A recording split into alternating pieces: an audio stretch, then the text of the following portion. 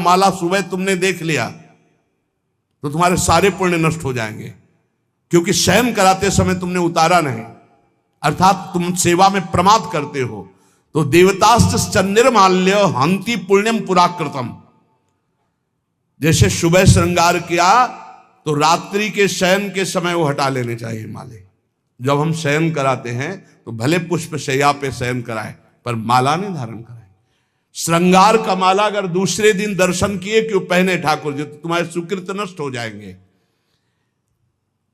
गाय बंधी हो घर में, वो प्यासी है और भूखी है, तुम्हारे सुकृत नष्ट हो जाएंगे। त्रिषिता गौर गृहे बद्धा, क्योंकि तुम्हारे पास है, सेवा करना चाहिए। यो वै गाम प्रतिसिद्धेन तो चरंतिम च स्वतरणम नरहा तस्य पूर्वे च पितरा कंपन्ते पतनोन्मुखा।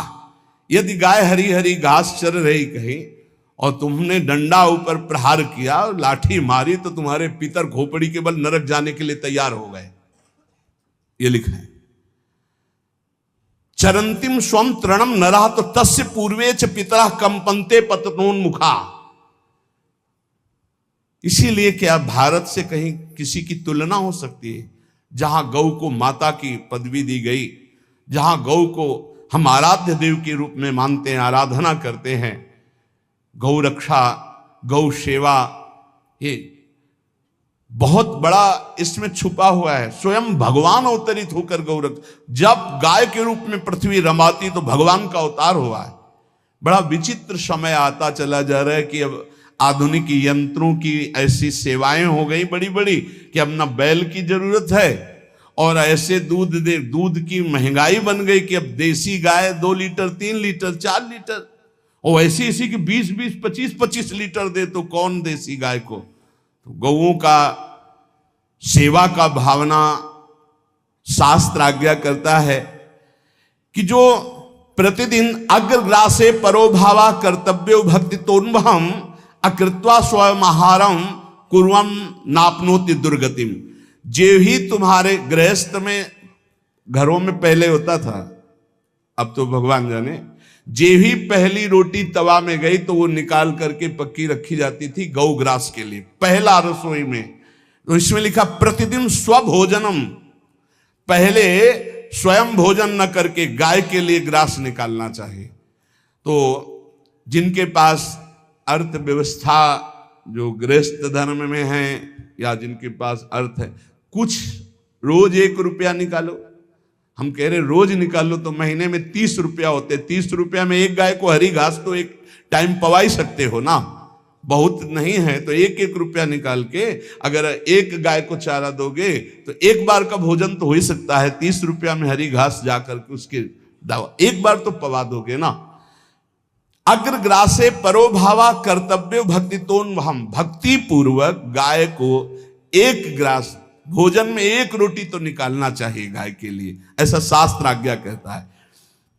जो ऐसा करता है तो अकृत्वा स्वयमाहारम कुर्वन् नाप्नोति दुर्गतिम, अपने आहार से 1 रोटी निकालकर गाय को देता है और स्वयं 3 रोटी भले पाले 1 रोटी गाय को दे दी, तो बोले उसकी दुर्गति नहीं होगी, अर्थात उसके अंदर भाव बढ़ता चला जाएगा वो भगवान की भक्ति में। और तेनाग्नयो हुता सम्यक पितरश्चापि तर्पिताः देवाश्च पूजितास्तेन यो ददाति गवान्हिकम।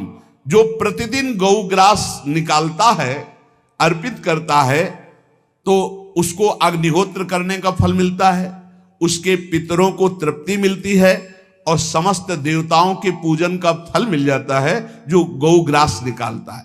यो वै ताड्यते यष्ट्याधेनुम मर्त्यो विमूढ़धि, जो मूर्ख मनुष्य, जैसे अब गाय दूध नहीं दे रही, मार डंडे डंडे मार रहे हैं, इंजेक्शन लगा रहे हैं, ऐसे वैसे कर रहे हैं, उसको ताड़ना दे रहे हैं, तो बोले जो मूढ़ बुद्धि मूर्ख मनुष्य, यो वै ताड्यते यष्ट्याधेनुम मर्त्यो विमूढ़धि, वो गाय को लाठी से मारता है, डंडे से मारता है, हाथों से मारता है, तो धर्मराजस्य नगरेशा याति करवर्जिताः।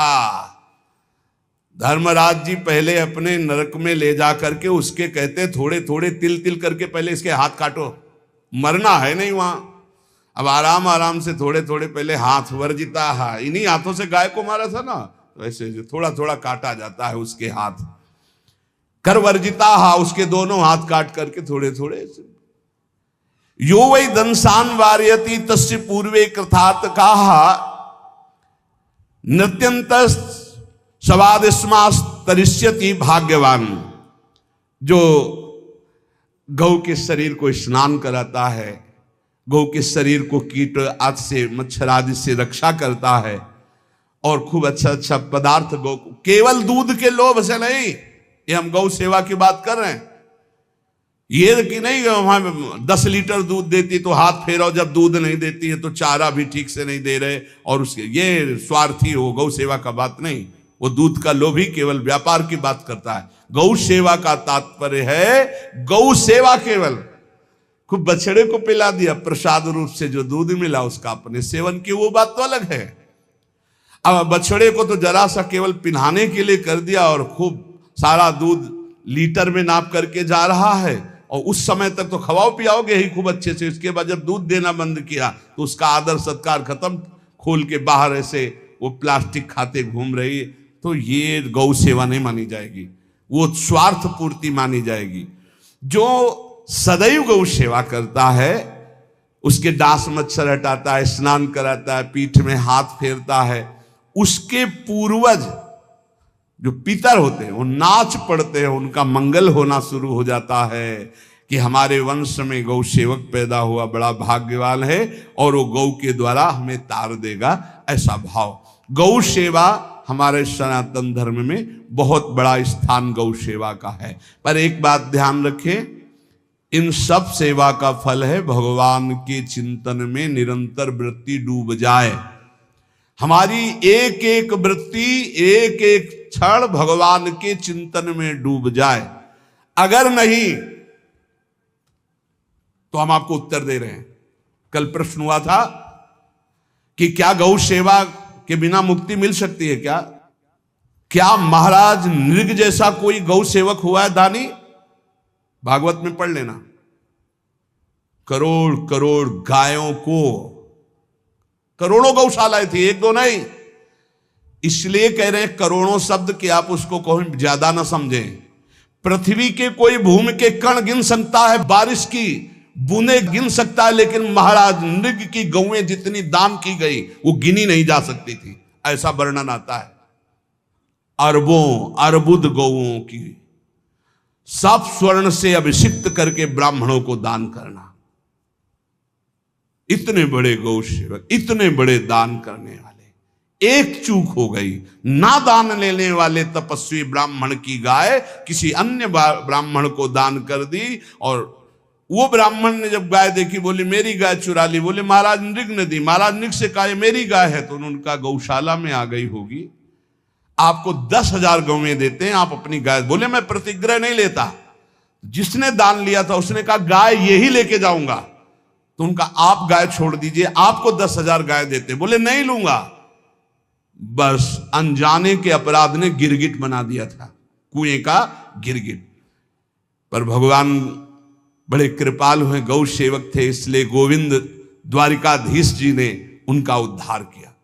सब साधन का फल है अच्युत भावना से युक्त होकर, भगवत भावना से युक्त होकर निरंतर भजन करते हुए सेवा परायण रहो, चराचर जगत की सेवा परायण रहो। भजन करना ही सबसे बड़ा परम धर्म है। हम सब सेवाएं करें जगत की, लेकिन अंदर से राधा राधा राधा, गोविंद गोविंद गोविंद गोविंद, आनंद आ जाएगा। तन से सेवा करो, मन से भगवान के चिंतन, मामनुष्मर युद्ध से भगवान के चिंतन में रहो। सेवा और व्यापार में अंतर होता है। गौ सेवा के बहाने से धन का जो दान लेना है और उसका अपने में प्रयोग करना, मैं पितरों सहित नरक जाना है, लिख लो। गौ सेवा के बहाने से दान लेना और उसका अपने परिवार के सुख में पैसे का प्रयोग कर देना या अपनी वासनाओं की पूर्ति में लगा देना। आया गौ सेवा के लिए और आप प्रयोग कर रहे हैं गाड़ी घोड़ा नाना प्रकार के सांसारिक भोगों में, तो लिख लो पितर सहित तुम्हारे नरक जाएंगे, क्योंकि गौ सेवा के लिए आया है। गौ सेवा का धन सिर्फ गौ सेवा में ही लगना चाहिए। आप गौ सेवक है, दूध पान कीजिए, रोटी खा लीजिए, लेकिन गौ सेवा का अर्थ आप अपने वासनाओं की पूर्ति में, अपने मनोरंजन में या अपने मन के संकल्प भावना में नहीं पूरी कर सकते। गौ सेवा के लिए ही पूरी कीजिए। गौ के वास का निर्माण, गौ के भोजन की व्यवस्था, वो दूध दे ना दे, वो कैसी भी अवस्था में हो, उसकी सेवा परायणता, उसके लिए सेवक रखना, सेवकों को भी सुख प्रदान करना, लेकिन स्वयं कभी गौ के सेवा के लिए आए हुए धन का स्वयं के लिए भोग न करना और निरंतर भजन रखना, उसे परम पद की प्राप्ति हो जाएगी। इसलिए हमारे सनातन धर्म में गौ सेवा का विशेष महत्व है और इस महत्व को सबको स्वीकार करना चाहिए। यदि आप गौ पालन स्वयं नहीं कर सकते तो 4 लोग मिलकर के, क्योंकि आज जो गायों की व्यवस्था वो बड़ी दयनीय हो रही है। दयनीय इसलिए हो रही कि दूध की अधिकता के चाह रखने वाले भैंस रखते हैं या विदेशी गाय रखते हैं।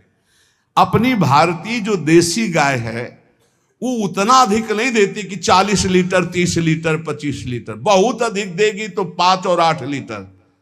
देसी शुद्ध गाय अपनी जो है वो 8-10 लीटर, बहुत जब व्यवस्था हो। नहीं तो अपने गांव में तो देखा है 2-2.5-3 लीटर से ज्यादा नहीं देंगे। 1.5 लीटर इधर, 1.5 लीटर उधर, या बहुत हुआ तो 2 लीटर, 2 लीटर, पर वो स्वर्णिम दूध होता है। जो दूध की चाह रखने वाले जन थे, अब वो गायों को नहीं रखते। देसी गायों को कोई बिरला ही रखता है। अब पहले बैलों की जरूरत होती थी, गाय बछड़ा दिया तो आनंद होता था कि किसानी के काम में। अब तो ट्रैक्टर है तो बैलों की जरूरत नहीं। अधिक दूध के लिए, अरे अब तो पशुओं की जरूरत नहीं, केमिकल से दूध बन रहे हैं, टैंकर के टैंकर। तो फिर हमारी जो गायें हैं उनकी बड़ी दुर्दशा हो रही। तो हमें चाहिए कि जो गृहस्थ जन हैं, धनी मानी जन हैं, या जिनके पास शरीर व्यवस्था, बौद्धिक स्तर, सेवा परायण, अर्थव्यवस्था, वो थोड़ा 4 गाय की व्यवस्था करके उनकी सेवा करें, क्योंकि हमारे सनातन धर्म का स्वरूप है। जहां मां पदवी दी गई है गांव को, गौ माता कहा गया है। गौ में समस्त देवता विराजमान है। गौ का बहुत बड़ा महत्व वर्णन किया गया धर्म शास्त्रों में।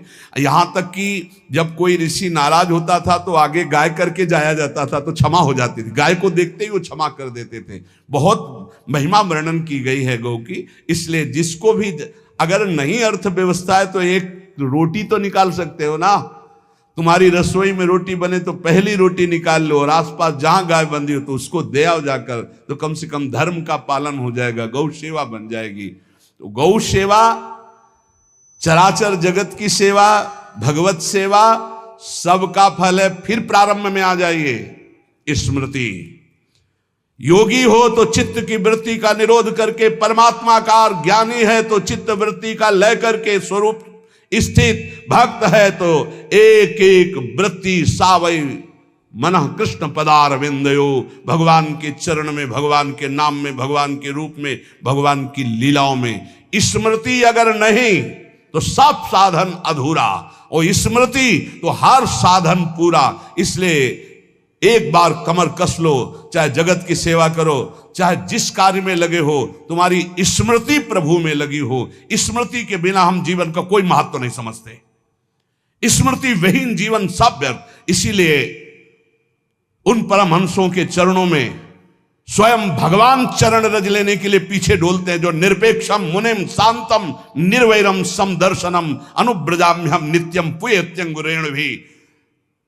ना कोई प्रतिज्ञा, ना कोई चाह, ना कोई इच्छा, निरंतर भगवदाकार वृत्ति, निरपेक्षम, मननशील, द्वंद्व विमुक्ता, जो शांत हैं, जो किसी से वैर नहीं रखते, भगवदाकार वृत्ति, उसी मार्ग के आप पथिक है।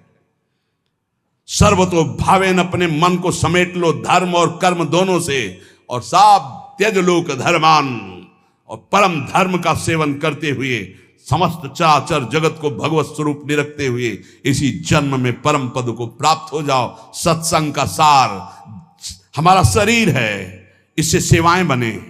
हमारा मन है, इससे चिंतन बने। हमारी वाणी है, इससे लीला गुण का गायन करें।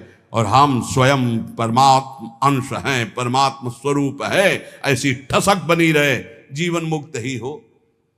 स्वार्थ को लेकर किया गया धर्म रंग नहीं लाता। निष्काम किया हुआ छोटा सा भी धर्म परमार्थ की ऊंचाई पर चढ़ा देगा। ध्यान रखना, परमार्थ की ऊंचाई पर चढ़ा देगा। इसलिए निष्कामता सब सोहित, निष्कामति। श्री वृंदावन विश्राम, श्री राधा वल्लभ लाल को हृदय ध्यान मुख नाम।